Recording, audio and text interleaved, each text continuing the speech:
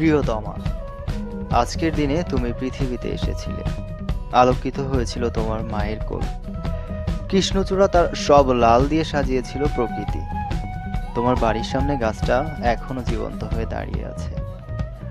প্রতি বছর তোমার জন্মদিন উপলক্ষে সে সাজে নতুন রূপে, ধারণ করে নতুন সৌন্দর্য।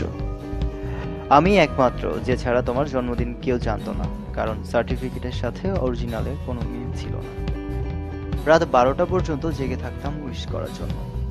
ফোনে মেসেজ চলে যেত। আমরা উপলক্ষটাকে স্মরণ রাখতে দেখা করতাম। হারিয়ে যেতাম অমরাবতীতে। তুমি বলতে অনেক হয়েছে, এবার ওঠো। আমি বলতাম আর একটু। তুমি ঠোঁটে ঠোঁট চেপে দিতে পারো মধুর উত্তাপ।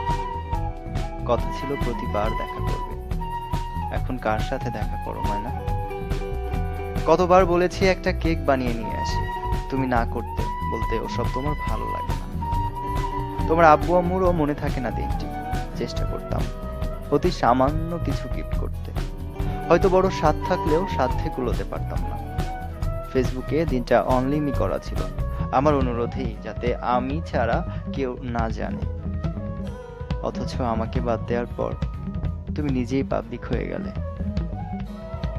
এখন তোমার কত বন্ধু বের হচ্ছে, তারা তখন কোথায় ছিল? এখন কত মানুষ তোমাকে উইশ করবে, তারা ঘটা করে কেক কাটবে, দামি দামি গিফটও পাবে। দেখাও হয়তো হবে কারো কারো সাথে। তোমার সাথে যতবার দেখা হয়েছে, প্রথম দিন দেখার মতো অনুভূতি হয়েছে আমার। আমাদের আবার যদি কখনো দেখা হয়, সেটাও হবে প্রথম দেখার মতো। তবে তা দেখা হবে না, স্রেফ তাকানো। যে দৃষ্টির সাথে মনের সংযোগ থাকে না, তা দেখা না, শুধু তাকানো। যে তাকানোই চোখ হারাবে মায়া। তুমি আমার দিকে ঘৃণা ভরে তাকিয়ে, শুধু অপরিচিত চোখে তাকিও না যেন। এখন হয়তো সেলিব্রেট করছো, এখনই কেক কাটবা সবার সাথে। ফোনে মেসেজ, কল, উইশে ভরপুর হয়ে যাচ্ছে। অনেক ব্যস্ত তুমি।